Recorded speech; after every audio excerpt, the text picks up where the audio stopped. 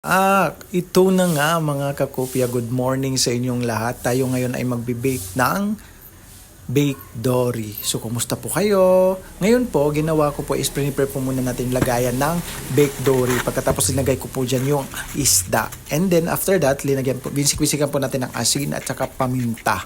Pagkatapos po ng paminta, dinampi-dampi ng may pagmamahal. Pagkatapos, binaliktad, same procedure po, asin at saka paminta mga kaibigan, mga kakopya. And then after that, linagyan ko po yan ng kalamansi para po mawalan ng langsa. So ayan po. And then pagkatapos po niyan, glaze with butter. Here. Then dapat melted cheese po yung ginamit natin. Kaso nga lang po walang melted cheese. So yung ginamit po natin yung cheese na kilala. So pagkatapos po niyan, preheated oven in 180 degrees Celsius in Fahrenheit. Pagkatapos in 30 minutes, ayan na, luto na siya. Ganyan lang mga kakopya. O diba? Wow! Mag-iingat po kayo, huwag po kayong magkakasakit. Bye-bye po!